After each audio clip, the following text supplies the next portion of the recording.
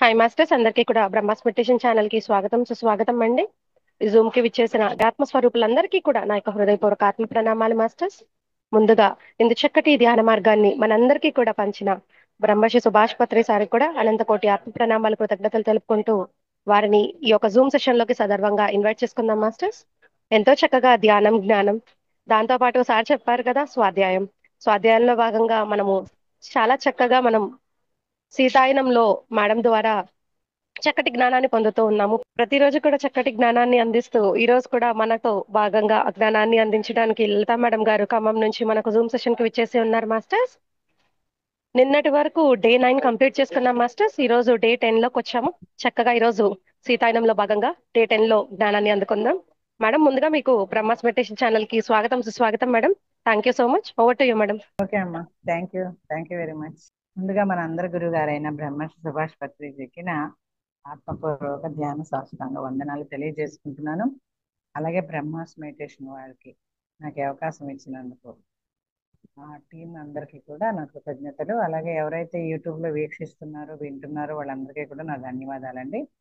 మనం రోజులాగే ముందుగా ఇంట్రడక్షన్ చేసుకుందాము. ఈ సోమ ఎవరు, అసలు ఈ బుక్ మనకి ఎలా వచ్చింది అనేది. డీనా మెరియం అనే ఆవిడ ఫారినర్ అనమాట. ఆవిడ ఒక మనలాగే మెడిటేటర్ అనమాట. అయితే ఆమె కొన్ని ఆధ్యాత్మిక సంస్థలన్నిటికీ కూడా కొన్నిటికి అధ్యక్షురాలుగా పనిచేసేవారు. అయితే ఒకసారి ఆవిడ మెడిటేషన్ టూర్కి వెళ్ళినప్పుడు అక్కడ ఒక రామాలయంలో ధ్యానం చేస్తున్నప్పుడు ఆవిడ సీతాదేవి విగ్రహం నుంచి ఒక వెలుగులాగా తనలోకి రావడము, తన డీప్ మెడిటేషన్ లో తన గత జన్మలు చూసుకోవడం అనేది జరుగుతుంది. ఎక్కడి గత జన్మ అంటే అది తను ఆ త్రేతాయుగం నాటి జన్మ అన్నమాట. అక్కడ సీతాదేవి దగ్గర ఒక పరిచారికగా చూసుకుంటుంది తనను తాను. అదంతా కూడా ఇంగ్లీష్ లో ఒక బుక్ లాగా రాసిందనమాట. సీతాదేవి పుట్టక ముందు జనక మహారాజు దగ్గర ఉన్నప్పటి నుంచి కూడా ఆ ఆవిడకి అన్ని చూసుకుంటుంది అనమాట. ఆ విషయాలన్నీ మనకి ఇంగ్లీష్ లో ఆవిడ అన్టోల్డ్ స్టోరీ ఆఫ్ సీత అని ఇంగ్లీష్ లో రాయడం జరిగింది. అది మనకి పత్రిసారి ఉయ్యూరు స్వర్ణలత మేడం ద్వారా తెలుగులోకి అనువదింపజేసి మనకు అందించారనమాట. ఏం చెప్తుందంటే ఆవిడ జనక మహారాజు కొలువులో సీతాదేవి రాకముందు నుండి కూడా తన తాతలు తండ్రులు తరతరాలుగా అక్కడ పరిచారకులు అనమాట ఈ సోమ గతంలో. అయితే అదంతా చెప్తుంది. నిన్నటి రోజున సోమ ఈ ప్రపంచాన్ని వీడి వెళ్తుందన్నమాట. అయితే సోమ కాదు, సారీ, మీనాక్షిగా చూసుకుంటుంది తన జన్మని. అయితే మీనాక్షి నిన్నటి రోజున ఈ ప్రపంచాన్ని వీడి వెళ్ళిపోతుంది అనమాట. అయితే ఆఖరిగా ఏమింటుందంటే సోమ చెప్తుంది అనమాట. ఏం చెప్తుంది, నువ్వు సోమ మాత కోసం నువ్వు ఎదురు చూడు అని మీనాక్షి సోమతో చెప్తుంది. అది విన్న ఆఖరి మాటట. మీనాక్షి ఈ ప్రపంచాన్ని వీడే ముందు ఈ ఆఖరి మాట ఏం చెప్తుందంటే, మీనాక్షి నేను ఎప్పుడు ఎదురు చూడలేదు, ఎందుకంటే మాత ఎప్పుడు నన్ను వదిలి వెళ్ళలేదు కాబట్టి నేను ఎదురు చూడను, నేను ఎదురు చూడలేదు కూడా చూడను, ఎందుకంటే మాత ఎప్పుడన్నా నన్ను వదిలి వెళితే కదా అని నా వైపు స్థిరంగా చూస్తూ సోమ చెప్పిందంట. ఎందుకంటే నేను వెళ్ళిపోతున్నాను ఈ ప్రపంచం నుండి, ఇంకా నా ఆఖరి దశలో ఉన్నాను కదా, నువ్వైనా మాత కోసం ఎదురు చూస్తూ ఉండన్నప్పుడు మీనాక్షి అట్లా చెప్పినప్పుడు సోమ ఏం చెప్తుందంటే, మీనాక్షి నేను ఎప్పుడు ఎదురు చూడలేదు, ఎందుకంటే మాత నన్ను ఎప్పుడు వదిలి వెళ్ళలేదు అంటూ స్థిరంగా చూసిందంట. ఇక తను నవ్విందంట. మీనాక్షి నవ్వుతూ సోమ నా మిగిలిన వాళ్ళలాగా కాదు, అవి ఒక రహస్యము అని చెప్తుంది. నేను ఎన్నటికీ గ్రహించలేని రహస్యం అని చెప్తుంది అనమాట. అయితే ఆమె మాటలు నన్ను తేలికపరిచాయి. కొంచెం కలవరంగా ఉందన్నమాట చనిపోబోయే ముందు, ఈ లోకాన్ని వీడే ముందు, శరీరాన్ని వదిలే ముందు కొంచెం కలవరంగా ఉన్నాయి. ఆ మాటలు తనకి ఎంతో తేలికపరిచాయంట. తేలికపరిచి ఈ ప్రపంచంలో నేను కళ్ళు మూసే ముందు నేను విన్న చివరి మాటలు అవే అని చెప్తుంది అనమాట. అయితే ఇప్పుడు మనము ఈ 9 చాప్టర్లు అయిపోయినాయి. ఒకటో భాగంలో రెండో భాగంలోకి వచ్చామన్నమాట. రెండో భాగంలో మొదటి చాప్టర్, ఇందులో 19 చాప్టర్లు ఉన్నాయి. మనము మొదటి చాప్టర్కి వచ్చాం రెండో భాగంలో. ఇక్కడ ఏంటంటే అయోధ్యలో మీనాక్షి పునర్జన్మ అంట. సీతాదేవితో పాటు రావడము, సీతాదేవి వనవాసానికి వెళ్ళిపోవడము అన్ని కూడా అయిపోయినాయి అనమాట. అయిపోయిన తర్వాత ఆవిడ చాలా కాలం 7 ఏళ్ళు అట్లా గడిచిన తర్వాత, కొన్ని ఏళ్ల తర్వాత మీనాక్షి శరీరాన్ని వదిలేసి వెళ్ళిపోతుంది. మళ్ళీ అయోధ్యలో మీనాక్షి పునర్జన్మ అనమాట. ఇక్కడ సునైన సునైన కాదు, తన పేరు ఏంటంటే అనసూయగా మళ్ళీ జన్మ తీసుకుంటుంది అనమాట. అదంతా ఇప్పుడు ఏంటో చూద్దాం. గత త్రేతాయుగం అంతంలో నేను ఒక క్షత్రియ వంశంలో జన్మించాను. అంటే త్రేతాయుగం దాదాపు అంతమైపోయే టైంలో నేను ఒక క్షత్రియ వంశంలో జన్మించాను అని సునైన తనని తాను చెప్పుకుంటుంది. మీనాక్షి అయిపోయింది కదా, తను వెళ్ళిపోయింది. ఇప్పుడు సునైన చెప్తుంది అనమాట. నాకు సునైన అని వస్తుంది ఊరికే. అయితే అసలు ఇంకా తన పేరేంటో ఇక్కడ ప్రస్తావించలేదు. ఆ పేరు ప్రస్తావించినప్పుడు మనం తెలుసుకుందాము. తను చెప్తుంది అనమాట, మళ్ళీ పుట్టిన మీనాక్షి మళ్ళీ పుట్టిన తర్వాత తను చెప్తుంది. అంటే తనకి గత జన్మ గుర్తుండదు ఈ జన్మలో. గత త్రేతాయుగంలో నేను ఒక క్షత్రియ వంశంలో జన్మించాను. మానవాళికి 4 యుగాలు ఉంటాయి. కృతయుగము, త్రేతాయుగము, ద్వాపరయుగము, కలియుగాలలో ఇలా నడుస్తూ ఉంటుందన్నమాట. వాటిలో త్రేతాయుగము రెండవది. అయితే నా తండ్రి అయోధ్య పరిపాలనా విభాగంలో పనిచేసేవారు. ఆయన మహారాజు శ్రీరామునకు విశ్వాసపాత్రుడైన సేవకుడంట. ఎవరికి? శ్రీరాముడికి. వాళ్ళ నాన్న అంటే అయోధ్యలో మళ్ళీ పుట్టిన అమ్మాయి యొక్క నాన్న అన్నమాట. ఆయన పనులు నిర్వహించడంలో అలసట అనేదే లేకుండా శ్రమించేవాడు. మా తల్లి నమ్రత గల స్త్రీ. నా తండ్రి కోరికలు ఆజ్ఞలకు తల వంచి కుటుంబానికి ఆధారంగా ఉండేది. తన తల్లి అట్లా ఉండేదంట. అంటే ఇంట్లో పిల్లలందరిలోకి నేను చిన్నదాన్ని, ఆడపిల్లను. నా పేరు అనసూయ. ఇప్పుడు తన పేరు తను ప్రస్తావించుకుంటుంది. నా పేరు అనసూయ అని. అనసూయ ఎవరంటే గత జన్మలో మీనాక్షియే ఇప్పుడు అనసూయగా పుట్టాను అని తనకి ఇంకా గత జన్మ అనేది తెలియదు అనమాట. కానీ తన లోపల ఏవో జ్ఞాపకాలు మెల్లగా అప్పుడప్పుడు కదలాడుతూ తనకు తెలియకుండా ఒక ఆ కుదుపుకి గురవుతూ ఉంటుంది, ఒక వైబ్రేషన్ కి. అదంతా ముందు ముందు మనం చూద్దాం. నేను ఇంకా చిన్నపిల్లగా ఉండగానే మా అన్నలు చాలా పెద్దవాళ్ళు అవడం వలన వాళ్ళకు పెళ్లిళ్ళు అయిపోయాయి. చిన్నపిల్లగా ఉండడం లేటుగా పుడుతుంది అనమాట. అందుకని తను చిన్నపిల్లగా ఉండడానికి వాళ్ళ అన్నయ్యలు ఇద్దరికి పెళ్ళైపోతుందంట. అందువల్ల నేను ఒంటరిగానే పెరిగాను. సహజంగానే మా అమ్మ వెంట తిరుగుతూ ఆమెకు రకరకాల పనుల్లో సాయం చేస్తూ ఉండేదాన్ని. చాలా చిన్నప్పటి నుంచే నా తల్లిదండ్రులను సేవించడంలో సంతృప్తి పడేదాన్ని. నిజానికి నా జీవితాన్ని ఆ విధంగా గడపాలనే నేను అనుకునేదాన్ని. అప్పుడప్పుడు మా నాన్న మా అమ్మతో అనసూయ మంచి భార్య కాగలదు, ఆమెకు సేవ చేసే తత్వం ఉంది" అనేవారంట. అయితే తనకు ఆ, మంచి భార్య కాగలదు అనే దానికన్నా ఆమెకు సేవ చేసే తత్వం ఉంది అనేదే తనకు బాగా నచ్చేదంట, ఇష్టంగా ఉండేదంట. తండ్రి చెప్పే ఆ మాటలో రెండవదే తనకి ఇష్టంగా ఉండేదంట. కానీ చిన్నప్పటి నుంచి నేను పెళ్లి చేసుకోకూడదు అని అనుకుంటూ పెరిగిందంట. నేను అసలు జీవితంలో పెళ్ళే చేసుకోకూడదు అంటే గత జన్మ సంస్కారం ఆమెకి ఉంది, కానీ గత జన్మ అనేది ఇంకా తెలియదు పూర్తిగా. ఆ సంస్కారం వల్లనేమో తను నేను అసలు పెళ్లి చేసుకోకూడదు అంటే గత జన్మలో తన తండ్రి ఏమనేవాడు, మనం దురదృష్టవంతులం, శాపగ్రస్తులము, పెళ్లి రాత లేదు, నువ్వు అలాంటి ఆలోచించుకుంటా ఉండేవాడు కదా. తనకి పెళ్లి కాకుండానే ముసలిది అయిపోయి వృద్ధురాలైపోయి చనిపోయింది కదా ఆ జన్మలో. ఈ జన్మలో ఆ సంస్కారం ఉండబట్టో ఏమో పెళ్ళంటే అసలు ఇష్టం లేదంట. ఆ ఒక మంచి భార్య కాగలదు మన అమ్మాయి, కానీ సేవాతత్వం చాలా ఉంది అని ఆ రెండు మాటల్లో ఈ రెండో మాట తనకి బాగా ఇష్టంగా ఉండేదని తను చెప్తుంది అనమాట. కానీ చిన్నప్పటి నుంచి నేను పెళ్లి చేసుకోకూడదు అనుకోవడం వల్ల మొదటిది ఇష్టంగా లేదు, నాకు మంచి భార్య అవుతుందనే మాట నాకు ఇష్టం అవ్వలేదు అని ఆ ఆలోచన నాకు చాలా ఆందోళన కలిగించేది. చూడండి, మనకి అప్పుడప్పుడు మనకి తెలియదు, పూర్వజన్మ సంస్కారం వల్ల మనం రకరకాలుగా ప్రవర్తిస్తూ ఉంటాం. ఇక్కడ కూడా తనకి తన పూర్వజన్మ తెలియదు. ఆ సంస్కారం కొంచెం ఉంది కాబట్టి ఆమె పెళ్ళంటే ఒక ఇష్టం లేకుండా ఉందన్నమాట. చిన్నప్పటి నుంచి కూడా అలాగే ఉందంట. అప్పుడు అయోధ్య పురోభివృద్ధి చెందుతూ విస్తరిస్తూ సంపద ఆవిష్కరణలు పెంపొందుతూ ఉన్నాయంట. మా తండ్రి దూర తీరాలకు ప్రయాణిస్తూ ఉండేవారు. నాకు 7, 8 ఏళ్ళు వచ్చేసరికి శ్రీరాముడు తన ఇద్దరి కుమారులకు రాజ్యపాలన అప్పగించి మరణించారంట. చూడండి, ఈ గత జన్మలో మీనాక్షి, ఈ జన్మలో ఆ సతీ అనసూయ అంటారు, ఆ పేరే పెట్టారనమాట. అయితే తనకి 7 ఏళ్ళు వచ్చేసరికి ఆ లవకుశులు ఇద్దరికి, అంటే తను ఇంకా పేర్లు ప్రస్తావించలేదు ఇక్కడ, తన ఇద్దరు పిల్లలకి రాముడు రాజ్య బాధ్యతలన్నీ అప్పగించి రాముడు మరణించాడు అని చెప్తుంది ఈ అమ్మాయి. నాకు బాలికల కోసం స్థాపించబడిన నూతన గురుకులంలో చదువుకునే అవకాశం వచ్చిందంట. అంటే అప్పుడు బాలబాలికలకి వేరే గురుకులం ఉండేదన్నమాట. ఆ బాలికల కోసం స్థాపించబడిన గురుకులం అంటే లేడీస్ అన్నమాట, ఓన్లీ లేడీస్ ఉంటారు అక్కడ. అయితే ఆ గురుకులంలో బాలురు గురువుకి సమీపంలో గాని గురువుతో గాని ఉండేవారంట. ఎక్కువ మగవాళ్లే గురువుకి సమీపంగా దగ్గరగా ఉండేవారంట, సన్నిహితంగా. కానీ స్త్రీలకు విద్య అనేది మహారాణి సీత యొక్క గాఢ ఆకాంక్ష అంట. స్త్రీలకు కూడా విద్య ఉండాలి. ఎక్కువ మగవాళ్ళే ఉండేవారంట గురుకులంలో, గురువుకి దగ్గరగా ఉండేవారంట. ఆ స్త్రీలకి అంత అందుబాటులో ఉండేది కాదనమాట. అయితే మా సీతాదేవికి మాత్రం గాఢమైన ఆకాంక్ష ఉండేదంట, స్త్రీలు కూడా విద్య అభ్యసించాలి అని. అదల అది అమలు జరిగే నాటికి ఆమె లేకపోయినా ఆ కోరిక తీర్చబడింది. అంటే సీతాదేవి లేడీస్ కూడా చదువుకోవాలి, ఆడపిల్లలు కూడా చదువు ఉండాలి, విద్య ఉండాలి అని బాగా కోరుకునేదంట, ఆకాంక్షించేదంట. కానీ తను ఉండగా కోరిక ఆ, నెరవేరకపోయినా తను వెళ్ళిపోయాక ఆ కోరిక నెరవేర్చబడింది అని చెప్తుంది ఇక్కడ ఈ అమ్మాయి. అంటే సీతాదేవి కూడా మరణించింది అనమాట. ఆమె మరణించిన తర్వాత శ్రీరాముడు బాలికలు విద్య నేర్చుకునే స్థావరాలను ఏర్పాటు చేయడానికి ప్రాధాన్యత ఇచ్చాడంట. సీతాదేవి వెళ్ళిపోయిన తర్వాత శ్రీరాముడు బాలికలు కూడా చదువుకోవాలి అని గురుకులంలో అలాంటి స్థావరాలు ఏర్పరచాలి అనే దానికి ప్రాధాన్యత ఇచ్చాడంట.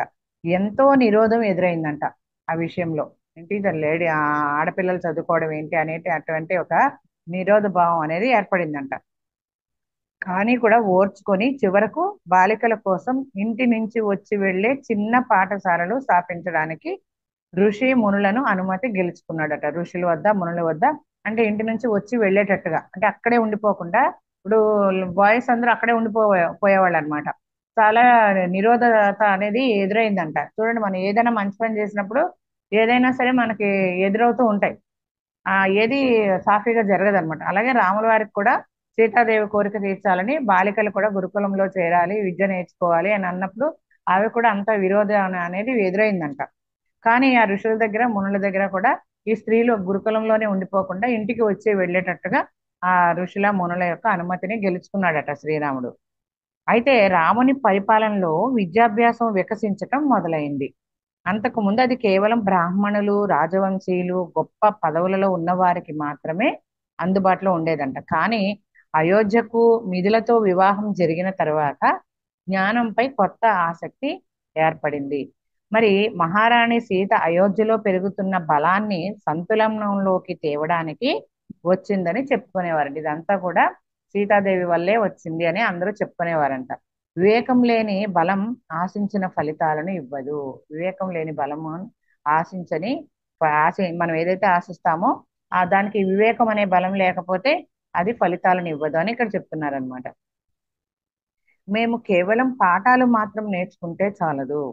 మాకందరికీ లంకలో ఏం జరగబోతుందో తెలుసు. దాని రాజు ఆ కాలంలో గొప్ప జ్ఞానము పాండిత్యం కలిగిన రావణుడు. లంకకి ఎంతో గొప్ప జ్ఞానాన్ని, తర్వాత పాండిత్యం కూడా కలిగిన గొప్ప రాజు రావణుడు అని ఇక్కడ ప్రస్తావిస్తున్నారు. తన బలం వలన అదుపు చేయలేని కోపిష్టిగా మారిపోయాడు. తనకి చాలా శక్తివంతుడు అనమాట. ఆ ధ్యానం వల్ల అతనికి బాగా శక్తి వచ్చింది. దానివల్ల అతను అదుపులేని కోపిష్టిగా మారిపోయాడంట. ఇప్పుడు కావాల్సింది పాండిత్యాన్ని మించింది, కానీ ఆ కోపిష్టితనం కాదు. ఇప్పుడు ఏం కావాలంటే పాండిత్యాన్ని మించింది ఏదో కావాలట. మేము వినయము, అంకిత భావము, భక్తి, సేవలను నేర్చుకునేవాళ్ళం. అవి మా మహారాజు శ్రీరాముని యొక్క ముఖ్య లక్షణాలు. ఆయన మా అందరికీ కూడా గొప్ప ఉదాహరణ. మేమందరం ఇవే నేర్చుకునేవాళ్ళం, గొప్ప గుణాలని.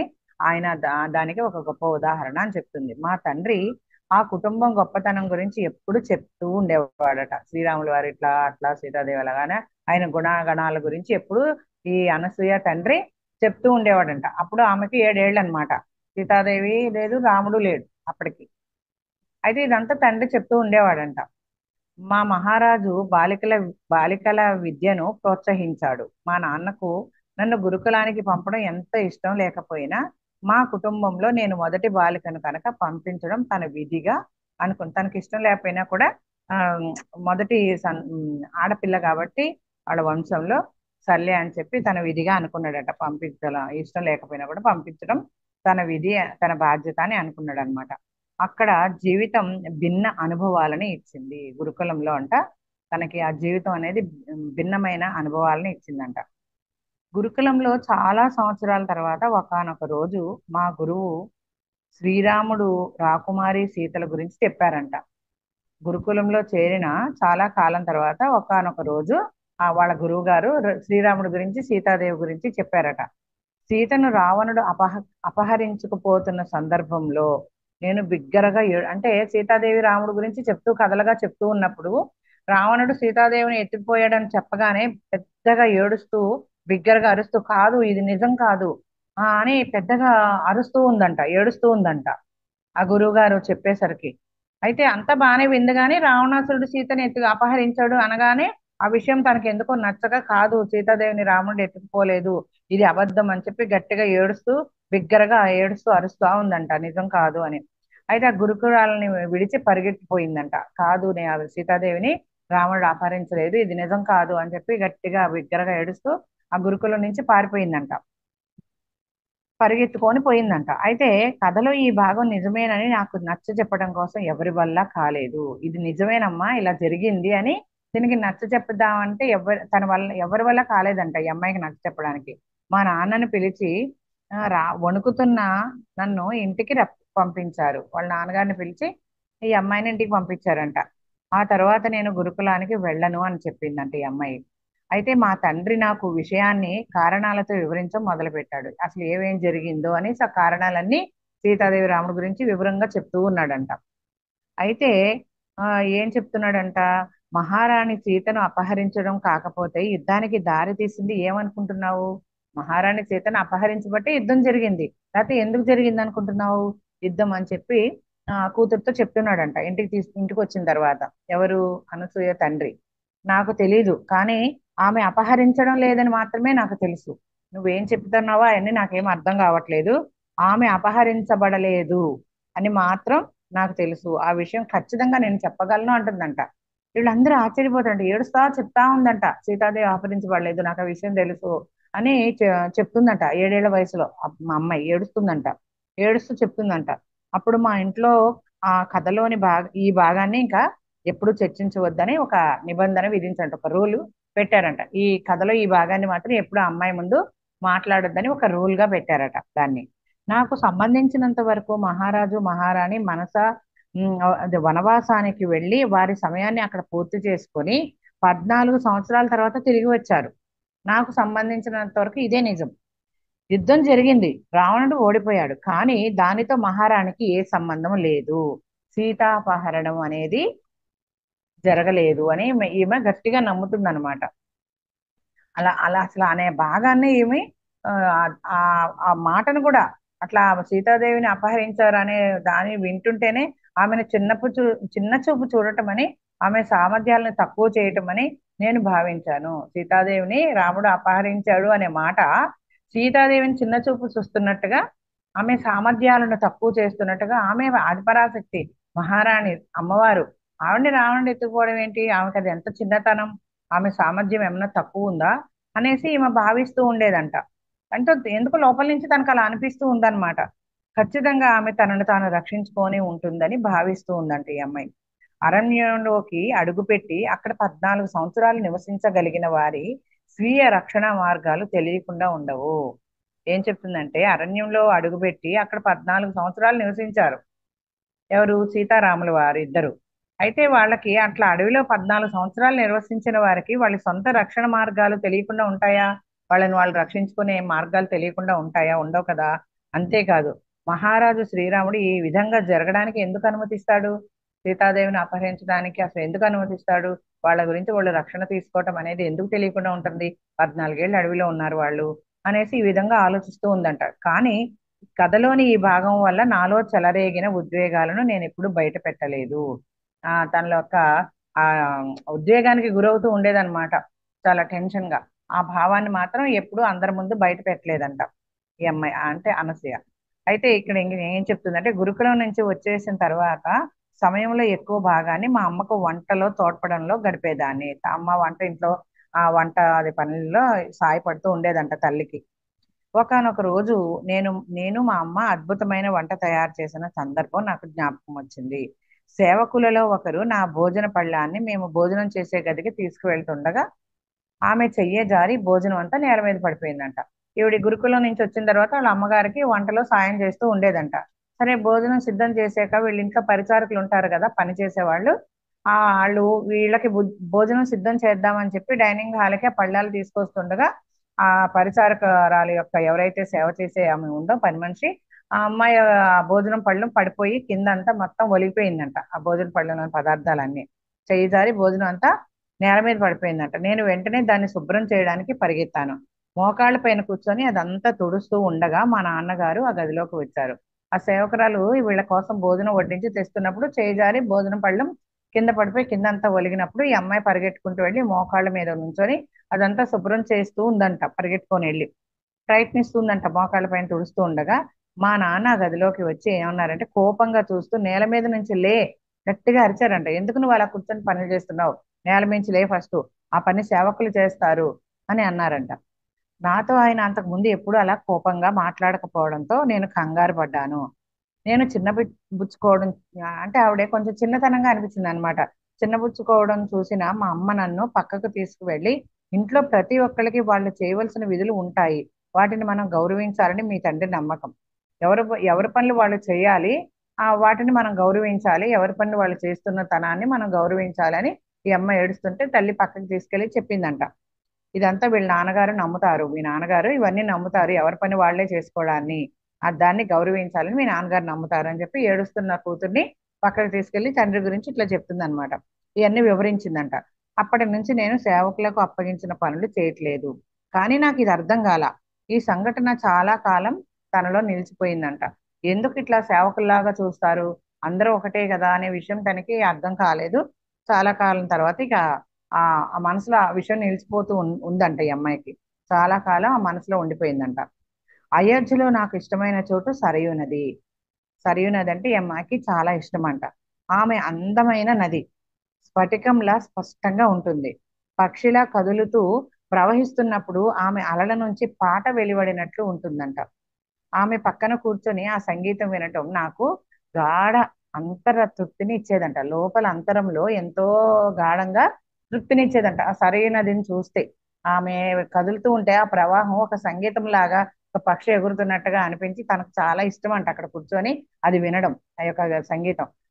ఎలా ఇష్టమో పై పైన కాదు, అంతరాంతరాల్లో తృప్తినిచ్చేదంట గాఢంగా. అనుమతిస్తే అక్కడే గంటల కొద్దీ ఉండేదాన్ని, కానీ చాలా అరుదుగా అవకాశం లభించేది. ఈ అమ్మాయికి అనుమతి ఉండేది కాదంట అక్కడికి వెళ్ళడానికి. కానీ అప్పుడప్పుడు ఎప్పుడో ఒకసారి అనుమతి దొరికేదంట. కానీ అనుమతి ఉంటే మాత్రం గంటల కొద్దీ అక్కడే సరైనది దగ్గరే గడిపేదాన్ని, నాకు చాలా ఇష్టం అట్లా ఉండడం అని చెప్తుంది అనమాట ఈ అమ్మాయి.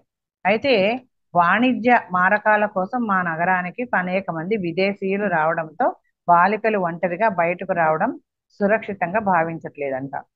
కొంతమంది విదేశీయులు వ్యాపారం పేరు మీద వాళ్ళ రాజ్యానికి వచ్చిన కారణంగా బాలబాలికల్ని ఎవరిని స్వేచ్ఛగా తిరగనియట్లేదంట, సురక్షితంగా ఉండరు అని చెప్పి వాళ్ళకి అంటే వాళ్ళకి సేఫ్ జోన్ ఉండదని చెప్పి వాళ్ళని ఎవరిని బయటికి తిరగడం భావించట్లేదంట, ఎందుకంటే అది వాళ్ళకే మంచిది అని.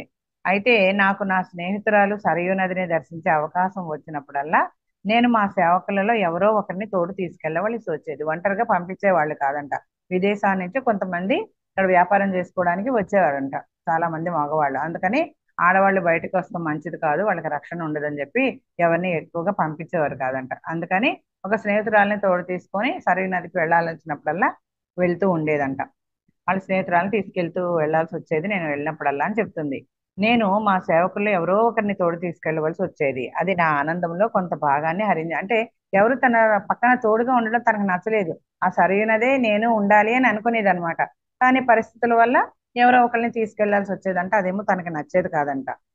అయితే నా అంతరాలలో నది నాకేదో సందేశం ఇస్తున్నట్లు అనిపించేదంట. లోపల తన అంతరాలలో ఆ నది తనకి ఏదో మాట్లాడుతున్నట్టు, ఏదో సందేశం ఇస్తున్నట్టుగా అనిపించేదట ఆమెకి. చాలా వ్యక్తిగతంగా నాతో ఎవ్వరూ లేనప్పుడు మాత్రమే అది అందించబడుతూ ఉంటుంది అని అనిపించేదంట. ఎవ్వరు తన పక్కన లేనప్పుడే ఆ నది తనకి ఏదో చెప్తుంది అనిపించేదంట. ఎవరైనా ఉన్నప్పుడు మాత్రం అట్లా అనిపించేది కాదంట, ఎవరు లేనప్పుడే తనకు అలా అనిపించేదంట. నేను ఈ వ్యక్తిగత సమావేశం కోసం చాలా ఎదురు చూసేదంట. అంటే ఎవ్వరు లేకుండా ఒంటరిగా వచ్చి ఆ నదితో మాట్లాడాలి, ఆ నది వచ్చే సందేశం ఏదో నేను తీసుకోవాలని చెప్పి అనిపిస్తూ ఉండేదంట. ఈ వ్యక్తిగత సమావేశం కోసం నేను చాలా ఎదురు చూసేదాన్ని, కానీ అది మాత్రం జరగలేదు. దాంతో ఆ సందేశం నాకు అందించబడలేదు. నేను పెద్దయ్యే కొద్దీ నది నాతో మాట్లాడుతుంది అన్న నా పిల్లతనపు ఆలోచనలకు నవ్వుకున్నానంట. ఏంటి నది నాతో మాట్లాడటం అంటే పెద్ద అయింది, అది చిన్నపిల్లప్పుడు అలా అనిపించేది. ఎందుకంటే చిన్నతనం 7 ఏళ్ల వరకు తోడైతే ఉంటామని చెప్తారు కదా, మూడో కన్నుతో ఉంటారని. అప్పుడు ఆమెకు అలా అనిపించేదంట. ఈ పెద్దయ్యే కొద్దీ ఈ నది నాతో మాట్లాడటం ఏంటని ఒక భావన చిన్నపిల్ల చేష్టలాగా అనుకుని తను నవ్వుకునేదంట. క్రమంగా అది నా మనసు నుంచి తొలగిపోయింది. ఇంకా ఆ భావన అనేది అంటే చిన్నప్పుడు నేను ఇలా అనుకునేదాన్ని, ఏంటి నది నాతో మాట్లాడటం ఏంటి, అది ఒక పిల్ల చేష్టలాగా అని అనుకొని దాదాపు అది ఇంకా కాలం గడిచే కొద్దీ మర్చిపోయిందంట ఇక పూర్తిగా. మనసు నుంచి ఆ భావన తొలగిపోయిందంట. నేను నాలో కొంత మొండితనం ఉందని గమనించాను. తనలో తనే గమనించుకుందంట, చాలా మొండితనం నాకు ఉంది అని. అనేక విషయాల్లో నేను నిర్దిష్టంగానే ఉన్నప్పటికీ సీతను ఎంచడం అంటే సీతను అపహరించారు అనే విషయం మాత్రం ఏదైనా వస్తే మాత్రం లోతుగా గాయపరిస్తే నేను ఎంత మాత్రము అంగీకరించేదాన్ని కాదు. తనలో మొండితనం ఉందని గమనించింది కానీ ఆ చాలా విషయాల్లో అలా నిర్దిష్టంగానే ఉండేదంట, చాలా గట్టిగానే ఉండేదంట. సీతను అపహరించటం వంటి విషయం ఏదైనా నన్ను లోతుగా గాయపరిస్తే నేను ఎంత మాత్రమూ అంగీకరించేదాన్ని కాదు. నా పెళ్లి గురించి చర్చలు జరుగుతున్నప్పుడు కూడా అటువంటి జవాబే ఇచ్చాను. మా నాన్నకు సన్నిహితుడు, పరిపాలనా విభాగంలోనే పనిచేస్తున్న ఒక వ్యక్తికి నా వయస్సుకు దగ్గరగా ఉన్న వయస్సు గల కొడుకు ఉన్నాడంట. అంటే వాళ్ళ నాన్నగారితో పాటు పనిచేస్తున్న ఒక అతనికి, అంటే కొంచెం సన్నిహితంగా ఉన్న అతనికి కొద్దిగా ఈ అమ్మాయి వయసుకు దగ్గరగా ఉన్న అతని ఒక కొడుకు ఉన్నాడంట. వాళ్ళ నాన్నగారు అంటే కొలీగ్ అన్నట్టు, వ్యాపారాలలో ఒక కొలీగ్ లాగా అన్నమాట. సన్నిహితంగా ఉన్న అతనికి తన వయసుకు దగ్గరగా ఉన్న కొడుకే ఉన్నట్టుగా తెలిసిందంట. మా నాన్న అది మంచి సంబంధంగా భావించి అప్పుడప్పుడు నాతో అంటూ వచ్చాడంట. వాళ్ళ నాన్న అప్పుడప్పుడు మంచి సంబంధం అమ్మా ఇదని చెప్తూ ఉన్నాడంట. అప్పుడప్పుడు ఏం చెప్తూ ఉండేవాడట. అయితే నేను దాన్ని తీవ్రంగా పరిగణించలేదు, ఎప్పుడు బదులు కూడా చెప్పలేదంట. వాళ్ళ నాన్న అలా చెప్తున్నప్పుడల్లా కామ్గా ఊరుకునేది కానీ బదులు చెప్పేది కాదంట. కానీ ఒకరోజు ఆయన నిశ్చయంగా ఈ విషయం గురించి చెప్పాడంట. నాకు పెళ్లి వయసు వచ్చిందని మాట్లాడారు. ఆయన కంఠంలోని తీవ్రతను విన్న నేను ఏడుస్తూ, నేను ఎన్నటికీ పెళ్లి చేసుకోను అన్నాను. అంటే గట్టిగా చెప్పారు ఒకరోజు, నీకు పెళ్లి సంబంధం చూస్తున్నాను, నువ్వు పెళ్లి చేసుకొని తీరాల్సిందే అంటే ఏడుస్తూ, నేను ఎన్నటికీ పెళ్లి చేసుకోనని ఆ గట్టిగా ఏడుస్తూ చెప్తుందంట, ఏడుస్తా ఉందంట. అయితే ఆ నన్ను ఓదార్చడానికి ఆయనకు కొంత సమయం పట్టిందంట. అంటే అంత గాఢంగా లోతుల్లోంచి తనకి పెళ్ళంటే ఇష్టం లేదనమాట.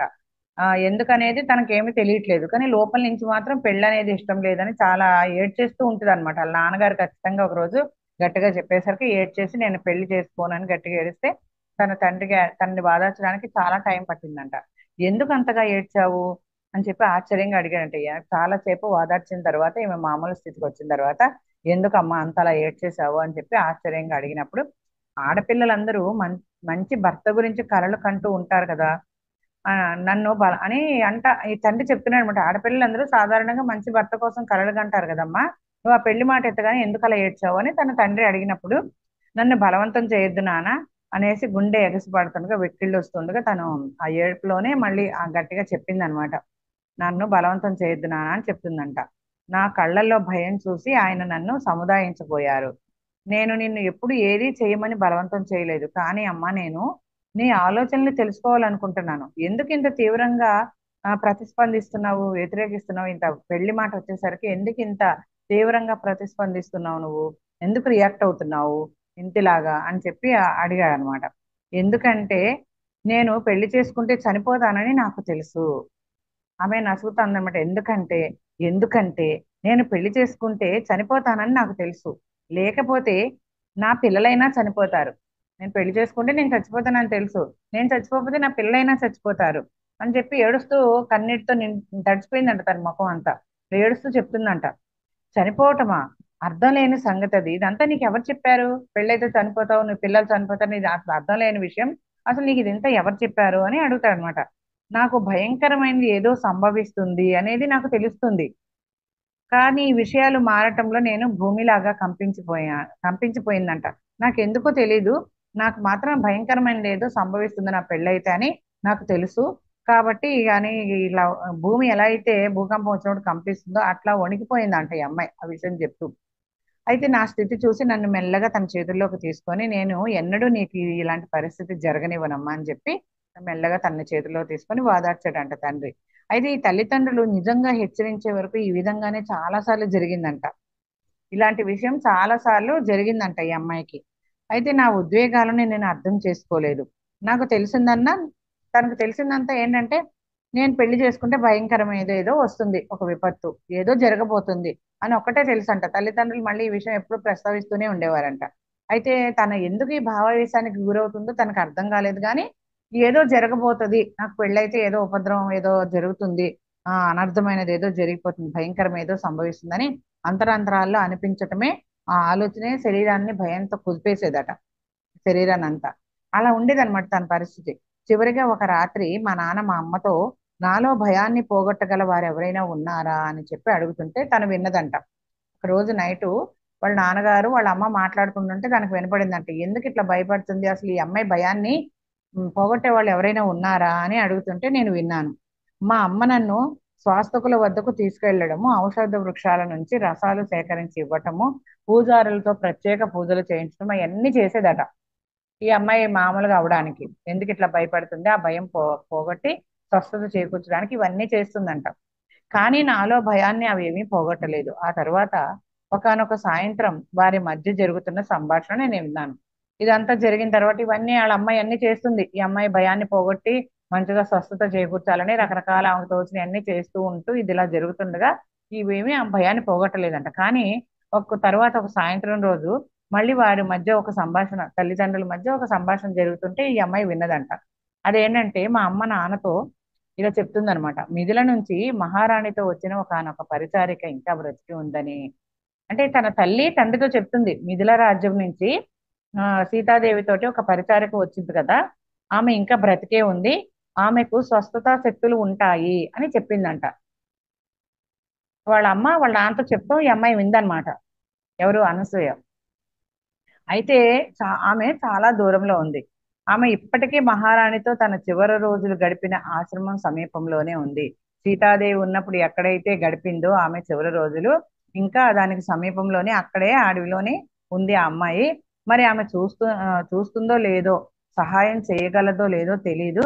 అయితే ప్రయత్నించడం మేలు కదా అని వీళ్ళ అమ్మ వీళ్ళ నాన్నతోటి చెప్తాం ఈ అమ్మాయి విన్నదనమాట. మనకు వేరే మార్గం ఏం లేదు. గాఢంగా పాతుకుపోయిన భయం బహుశా గత జన్మ నుంచి వచ్చి ఉండవచ్చు. తండ్రి కనిపెట్టాడు అనమాట.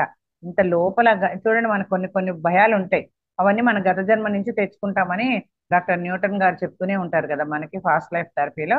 అది వీళ్ళ నాన్న గుర్తించారనమాట, ఈ అమ్మాయికి ఏదో పూర్వజన్మలో జరిగిన భయం ఏదో, తన సంస్కారం ఏదో లోపల ఉంటుంది, కాబట్టి ఆ అమ్మాయి తనకు తెలియకుండానే ఇలా భయపడుతుందని తండ్రి కనిపెట్టాడు అనమాట. ఆ ఆ గుర్తించాడనమాట వాళ్ళ నాన్నగారు, గత జన్మల నుంచి వచ్చి ఉండవచ్చు. అయితే ఈ జన్మలు ఆనందంగా ఉండాలంటే దానిని పరిష్కరించాలి. ఆ పూర్వజన్మలో ఏదైతే సంస్కారం తెచ్చుకొని ఉండొచ్చు ఆ అమ్మాయి భయాన్ని, కాబట్టి దాన్ని ఏ విధంగా అనేసి పరిష్కరించాలి, ఇలా కొనసాగకూడదు, మన మహారాణి ఆశీస్సులు ఆమె ద్వారా ప్రసరిస్తూ ఉండవచ్చు అని అన్నారంట.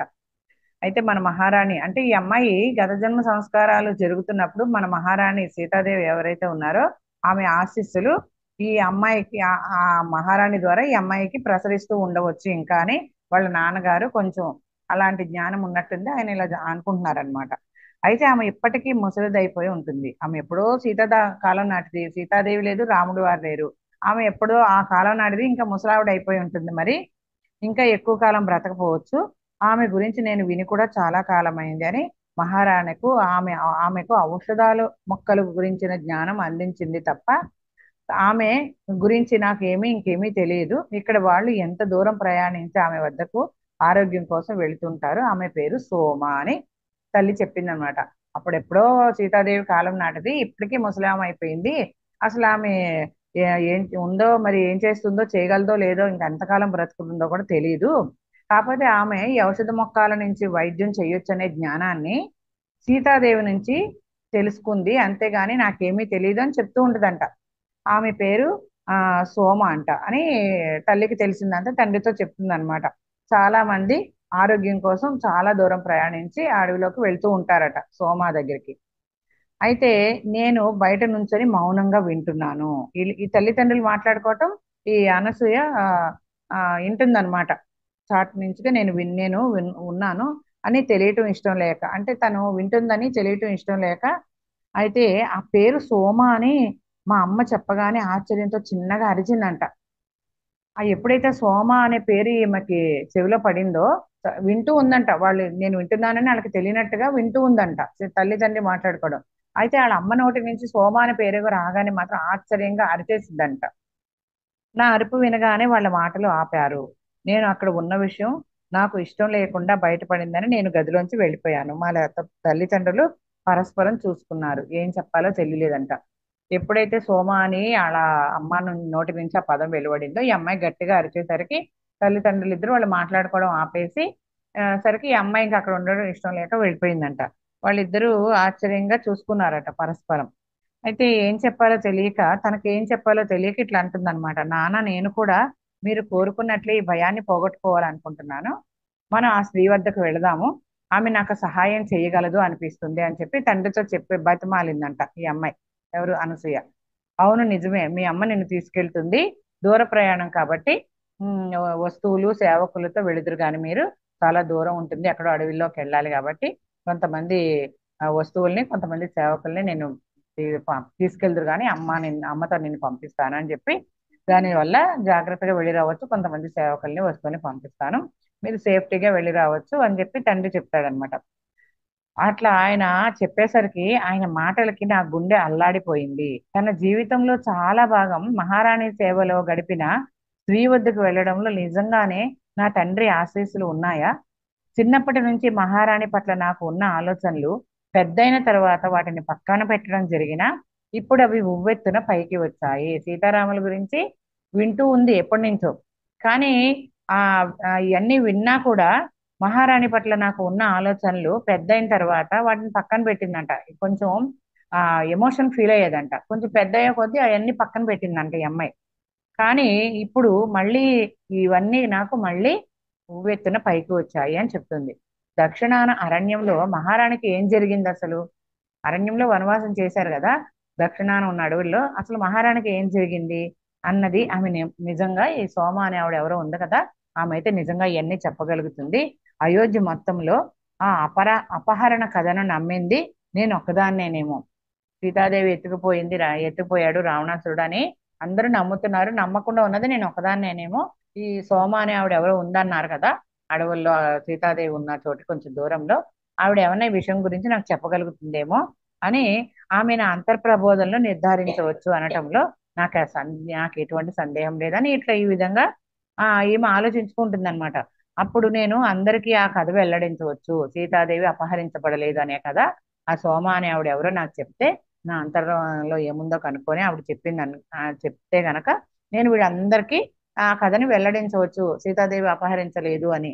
బహుశా ఆ, పెళ్లి గురించి నేను ఎందుకు భయపడుతున్నానో కూడా ఆమె చెప్పవచ్చేమో అని ఇవన్నీ ఆలోచించుకుంటుంది అనమాట. ఎవరు? అనసూయ.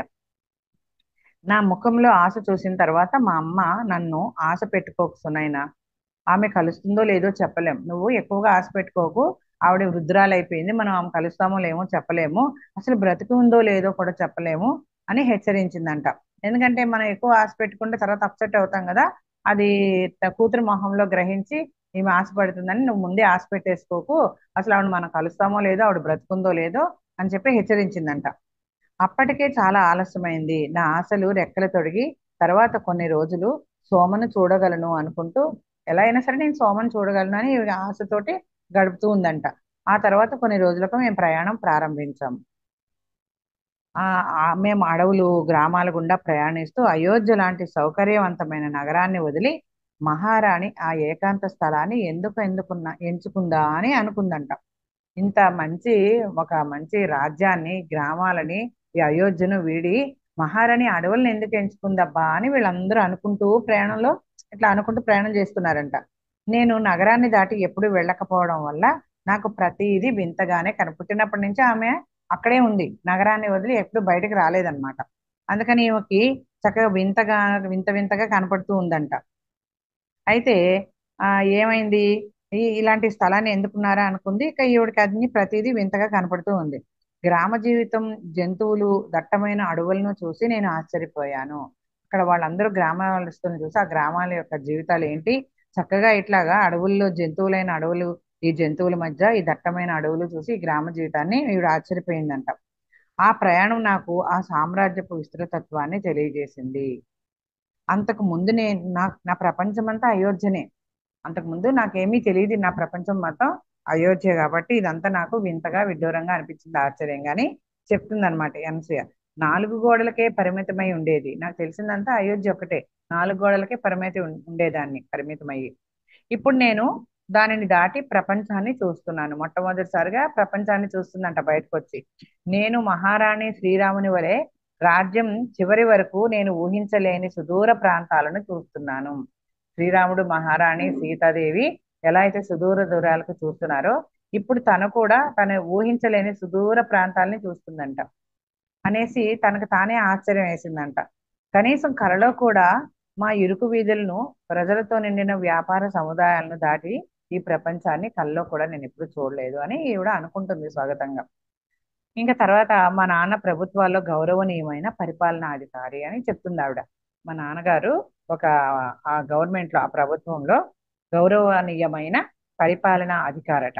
కనుక ఆశ్రమానికి దగ్గర సోమ నివసిస్తున్న ప్రాంతంలో మాకు చక్కటి స్వాగతం లభిస్తుందని తనకు తెలుసు. ఎందుకంటే ఒక గొప్ప అధికారంలో ఉన్నాడు కాబట్టి మమ్మల్ని వాళ్ళు బాగానే స్వాగతిస్తారు అని ఈమె అనుకుంటుంది అనమాట.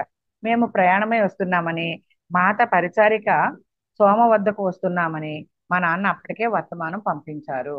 మాత సీతాదేవి యొక్క పరిచారిక సోమ అనే ఆవిడ ఉంది కదా, ఆవిడ దగ్గరికి వస్తున్నట్టుగా వాళ్ళ నాన్నగారు ముందే వర్తమానం పంపించారంట. చేరాలని వడివడిగా వెళ్ళాం మేము. మేము ఆశ్రమానికి చేరేసరికి అక్కడ నిరాడంబరత్వానికి నేను ఎంతో ఆశ్చర్యపోయాను. ఋషులు సాధారణ జీవితం గడుపుతారు కనుక మనకు ఇచ్చిన సదుపాయాలతో సర్దుకోవాలి అని మా అమ్మ నన్ను హెచ్చరించింది. పట్టణంలో లాగా, మన రాజ్యంలో లాగా, అయోధ్యలో లాగా ఇక్కడ అలాంటి హంగుల ఆర్భాటాలు ఏముండవు. ఇక్కడ ఋషులు అందరూ సామాన్య జీవితం గడుపుతారు కాబట్టి మనం దాంట్లో సర్దుకోవాలని చెప్పి హెచ్చరిస్తూ ఉందట వాళ్ళమ్మ. ఆశ్రమంలోని గురువు గారు మా వద్దకు వచ్చి మమ్మల్ని సాదరంగా తోడ్కొని వెళ్ళారు. సాదరంగా గౌరవించి తీసుకొని వెళ్ళారట ఆ గురువు గారు ఎవరు. మాకు నిరాడంబరంగా ఉన్నప్పటికీ శుభ్రంగా ఉన్న గదిని చూపించి అక్కడ ఉండమని చెప్పి రాత్రి భోజనానికి పిలిచారంట. అప్పుడు మా అమ్మ సోమ గురించి విచారించింది అని చెప్తుంది ఎవరు, అనసూయ. అయితే ఇంకా ఏం చెప్తుందంటే ఆమె ఇంకా జీవించే ఉందా అని చెప్పి వాళ్ళ అమ్మగారు అడుగుతుందంట. ఎవరిని? ఒక సేవకుడు వచ్చాడు కదా తీసుకెళ్ళడానికి, అతన్ని అనమాట. ఆయన గురువు గారు ఎవరైతే వచ్చారో ఆవిడ్ని వీళ్ళ అమ్మ అడుగుతుందంట, సోమ ఇంకా బ్రతికే ఉందా అని. ఆయన చిరునవ్వుతో తల ఊపి చాలా సజీవంగా, కాకపోతే వయసు మీరిపోయి ఉంది అని గురువుగారు సమాధానం చెప్తారంట. ఆమె సందర్శకులకు అనుమతిస్తుందా? మేము అంత దూరం నుంచి ఆమె కోసమే వచ్చాము, ఆమెకు స్వస్థతా శక్తులు ఉన్నాయని విన్నాము అని ఇదంతా గురువుగారితో వాళ్ళ అమ్మ చెప్తుందంట. ఆవిడ దర్శనం ఇస్తుందా, మమ్మల్ని చూడనిస్తుందా, మమ్మల్ని కలుస్తుందా అని ఈవిడ యొక్క ఏమైతే వాళ్ళ లోపల ప్రశ్నలు ఉన్నాయో అన్ని అడుగుతుందన్నమాట. ఎందుకంటే ఆవిడ వృద్ధురాలు అయిపోయింది, సరిగ్గా ఎవరిని కలవట్లేదని తెలుసుకుంది కాబట్టి ఆవిడ యొక్క అనుమానాలన్నీ ఆ గురువు గారిని అడుగుతుందన్నమాట. అయితే ఆయన నవ్వాడంట. నవ్వి ఆ విషయాన్ని అవును కాదు అని ఏం చెప్పకుండా, సీతాదేవి తన భౌతిక రూపాన్ని వదిలి ఎన్నో సంవత్సరాలు అయిపోయింది. మొదట్లో చాలా మంది సోమ దగ్గరకు వచ్చేవారు, కానీ ఇప్పుడు చాలా అరుదుగా అప్పుడప్పుడు వస్తున్నారు. అయోధ్య వాసులు స్వస్థత కోసం వచ్చారో లేదా, తాము వచ్చిన దాన్ని వారు పొందారో లేదో కూడా, వాళ్ళు వచ్చారు కానీ వాళ్ళు వచ్చిన దాన్ని తాము పొందారో లేదో కూడా నేనేమీ చెప్పలేను. సోమ తనకు స్వస్థతా శక్తులు ఉన్నవి అన్న విషయాన్ని త్రోసిపుచ్చుతుంది. నాకు ఆ శక్తులు ఏమీ లేవు అని చెప్పి వాళ్ళు నమ్మిన దాన్ని ఈవిడ ఒప్పుకోకుండా త్రోసిపుచ్చుతుందంట సోమ. ఆమె ఇచ్చేదంట మాత నుంచే వస్తుంది, నా దగ్గర ఆ శక్తులు ఏమీ లేవు, మిమ్మల్ని బాగుపరిచే శక్తులు నా దగ్గర ఏమీ లేవు, ఇదంతా సీతామాత నుంచే నాకు వస్తుంది అని చెప్తూ ఉంటదట సోమ. దేవి సీతను ఆమె అలాగే పిలుస్తుందంట, మాత అని. మాత నుంచే వస్తుంది అని చెప్పి ఈమె అంతా చెప్తూ దేవిని, సీతాదేవిని అలాగే మాత మాత అంటూ పిలుస్తుందని ఇతను అంతా చెప్తున్నాడు అనమాట. అయితే ఇంకేం చెప్తుందంటే అమ్మాయి, ఇప్పుడు ఆ దిశగా వెళుతున్న మునులు మాత్రమే వస్తారు, అంటే ఆ దారిలో, ఆ ఆశ్రమంలోకి వెళ్ళే దారిలో ఎవరైనా మునులు, వాళ్ళు ఋషులు వస్తారు కదా, వాళ్ళు మాత్రమే వస్తారు. ఆమె వయసును పక్కన పెట్టి వారందరికీ ఆహార అలవాట్లు ఈ అమ్మాయి సోమయ్య చూస్తుందని విన్నాను, మీకు కూడా ఆహారం ఆమె అందిస్తుందని అనటంలో సందేహం లేదు అంటూ నవ్వి, అయితే మీరు ఇక్కడ భోజనం చేసి ఎన్నాళ్ళు ఉండాలనుకున్నా సరే ఉండండి అని ఆ గురువు గారు వివరించి ఇదంతా చెప్పారనమాట. సోమ వాళ్ళ ఎవరు, మన అనసూయ వాళ్ళ అమ్మకి. అయితే మీ కుమార్తెకు స్వస్థత చేకూరుతుందో లేదో గాని సోమను చూడడం అనేది మీ సుదీర్ఘ ప్రయాణానికి మంచి ఫలితమే. మీ అమ్మాయి ఆరోగ్యవంతురాలు అవుతుందో లేదో తెలియదు కానీ మీరు ఇంత సుదీర్ఘ ప్రయాణం చేసి వచ్చారు కదా, దానికి మాత్రం మంచి ఫలితమే ఉంటుంది అని చెప్తాడనమాట. అది విలువ కలిగినది, ఆ ప్రయాణం చాలా విలువైంది అని చెప్పి చెప్తాడు ఆయన. కానీ నేను ఒక విషయంలో మిమ్మల్ని హెచ్చరించాలి. ఆమె ఈ మధ్య కాలంలో ఎక్కువ మౌనంగా ఉంటూ తక్కువగా మాట్లాడుతుంది. ఇప్పటికే ఆమె వేరే ప్రపంచంలోకి అడుగుపెట్టినట్లు ఉంది. అప్పుడప్పుడు నేను ఆమెను చూడడానికి వెళ్తాను. కానీ ఆమె నిశ్శబ్దంగా కూర్చుంటాను. కొన్నిసార్లు అంటే ఆమె దగ్గరికి వెళ్ళి నిశ్శబ్దంగా కూర్చుంటాడంట. ఆమె ఆ, మీరు వెళ్ళినా కానీ సరిగ్గా అంటే హెచ్చరిస్తున్నాడు అనమాట. ఆమె మీరు వచ్చిన ప్రయాణం చాలా విలువైంది. ఆమె స్వస్థత చేకూరుస్తుందో లేదో కానీ మీరు మంచి పనే చేశారు. మీ ఫలితం దక్కుతుందని నేను అనుకుంటున్నాను. కానీ ఆమె ఇప్పుడు ఎవరితో ఎక్కువ మాట్లాడట్లేదు. చాలా వృద్ధురాలు అయిపోయింది కాబట్టి మౌనంగా ఉంటుంది. నేను అప్పుడప్పుడు వెళ్ళినా కూడా మౌనంగా కూర్చొని వచ్చేస్తాను. చూడటానికి వెళ్తాను కానీ నిశ్శబ్దంగా కూర్చుంటాను. అయితే కొన్నిసార్లు ఆమె కళ్ళు కూడా తెరవదట. ఎవరన్నా వచ్చినా ఇతను వెళ్ళినా కూడా కళ్ళు కూడా తెరవదంట. నేను అక్కడ ఉన్నానని ఆమెకి తెలుసో లేదో కూడా తెలియదు నాకు. అయినా ఆమె శరీరం నిలిచే ఉంది. తమ మాత తనను తీసుకువెళ్ళడానికి వచ్చినప్పుడు మాత్రమే తాను వెళ్తానని నాతో చెప్పింది. సీతాదేవి ఎప్పుడైతే వచ్చి నన్ను తీసుకెళ్తుందో అప్పుడే నేను వెళ్తానని ఆ కళ్ళు మూసుకొని అట్లా ధ్యానంలోనే ఎక్కువసేపు ఉంటుంది. ఆమె నాకు ఇవన్నీ చెప్పిందని చెప్పి ఆ క్షణం కోసమే నేను ఎదురు చూస్తూ ఉంది ఆవిడ అని చెప్పి ఈ గురువు గారు వీళ్ళకి చెప్తా ఉన్నారనమాట. ఆ రాత్రి నేను నిద్రపోలేకపోయాను. నిద్ర పట్టలేదంట ఆ రాత్రి అంతా. అయితే ఇది నాకు అసౌకర్యంగా ఏమీ లేదంట. నిద్ర పట్టకపోవడం తనకేమీ అనిపించలేదంట అసౌకర్యంగా. ప్రతిదీ సరిగ్గానే అమరి ఉంది. అయితే ఏదో ఉత్కంఠ, వర్ణనాతీతమైన ఆకాంక్ష.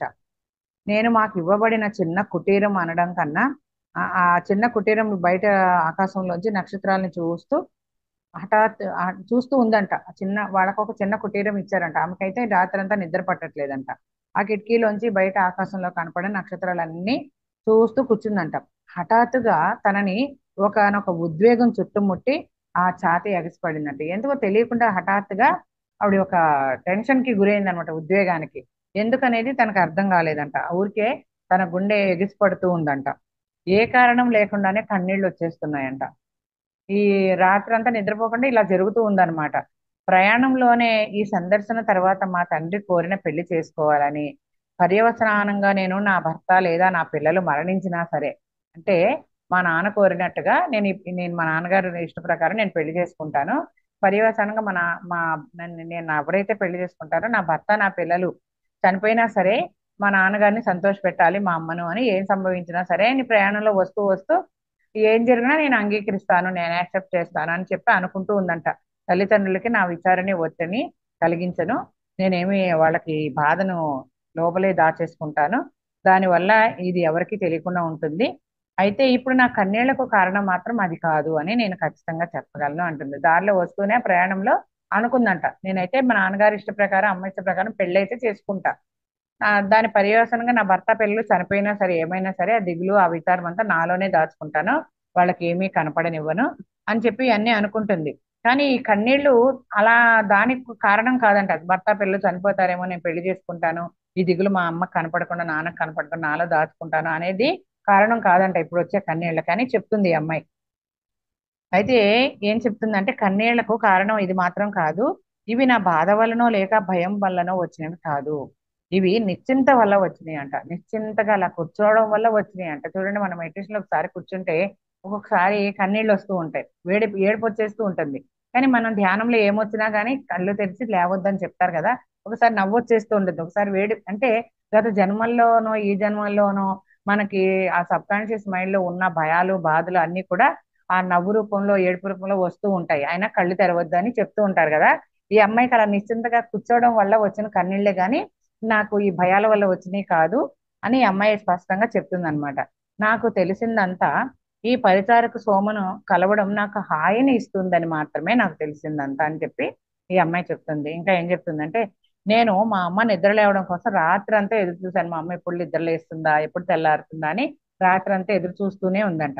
పొద్దున్న ఆమె లేచేసరికి రెడీ అయిపోయి ఉందంట. దుస్తులై ధరించి వెళ్ళడానికి సిద్ధమైపోయి ఉందంట. ముందుగా మనం భోజనం చేద్దాం. ఆ అమ్మాయి యొక్క తొందరని కనిపెట్టిందంట వాళ్ళ అమ్మ. ఈ అమ్మాయి తొందరపడుతుంది అని చెప్పి కొంచెం నిదానించడానికి మనం భోజనం చేసి వెళదాం ముందు అని చెప్పి చెప్తే సరే అని చెప్పి తల ఊపిందంట. కానీ ఆ ఆతృతను మా అమ్మ పసిగట్టి తొందరగానే సిద్ధమైంది. భోజనం తర్వాత ఆశ్రమ వాసులలో ఒకరు మమ్మల్ని సోమ కుటీరంలోకి తీసుకువెళ్లారు. కుటీరం అంటే అది ఒక గుడిసె అన్నమాట. దాన్ని కుటీరంగా చెప్తుంది ఈ అమ్మాయి. అయితే ఆ సోమ దగ్గరికి తీసుకెళ్లారంట, ఆ కుటీరం దగ్గరికి. అది ఎక్కువ దూరంలో లేదు, కానీ అడవిలోంచి వెళ్ళాలి. త్వరలోనే చెట్లు ఎక్కువగా లేకుండా రాళ్ల పక్కన నిర్మించబడి ఉన్న చిన్న నివాసం కనపడిందంట. నా ఆతృత పెరిగింది. ఇంకా సోమ దగ్గరికి వెళ్ళేసరికి ఏమకి టెన్షన్ అన్నమాట, ఇంకా పెరిగిపోతూ ఉందంట ఆతృత. అది కనిపించగానే మాతో వచ్చిన వ్యక్తి వెళ్ళిపోయాడు. ఆ కుటీరం చూపించేసి తనతో దారి చూపించడానికి వచ్చిన వ్యక్తి వెళ్ళిపోయాడంట. సరే, తన తలుపు దగ్గరకు వెళ్ళి అక్కడే ఆగిపోయిందంట. మా అమ్మ కూడా నాతో పాటు తలుపు దగ్గరే ఆగిపోయింది. అంటే ఈ అమ్మాయి అంటుందంట, అమ్మా నేను ఒకదాన్నే లోపలికి వెళ్తే నువ్వేమైనా అనుకుంటావా అమ్మా? నేను ఒకదాన్నే లోపలికి వెళ్తాను, దాని గురించి నువ్వేమో అనుకోవు కదా అనగానే, సరే నవ్వి, ఆ లేదు నేను బయట ఎదురు చూస్తాను, నువ్వు వెళ్ళు అని చెప్పి అందంట. నేను తలుపు గట్టిగా తోసి తెరిచాను. ఉదయపు సూర్యకాంతి కిరణాలు లోపలి చీకటిని తరుముతున్నాయి. గదిలో ఒక మూల నేల మీద ఒక స్త్రీ కూర్చొని ఉండడం నేను చూశాను. ఆమె మీద ఒక సూర్యకిరణం పడి నా ముందు ఒక అందమైన యువతి తన గుండని మొహం చుట్టూ తెల్లని వెంట్రుకలు పరుచుకొని కాషాయ వస్త్రంతో తల కప్పుకొని ఉండడం నేను చూశాను. ఒక అందమైన యువతి, ఆ సూర్యకిరణము ఆమె మొహం మీద పడినప్పుడు ఒక అందమైన యువతి ఒక కాషాయ వస్త్రం కప్పుకొని ఉండడం చూసిందంట. అది ఒక అరక్షణం మాత్రమే అలా కనిపించిందంట. తన దగ్గరికి వెళ్ళే కొద్దీ ఆ అందమైన స్త్రీ వృద్ధ మహిళగా మారిపోయిందంట. అంటే ఒక అందమైన యువతిగా కనిపించింది ఫస్ట్. చూడండి, తనకి తెలియకుండా పూర్వజన్మ వాసన వల్ల అవి ఏంటనేది తెలియకుండానే అప్పటి అనసూయ సోమ కనపడిందంట అప్పటి రూపంలో.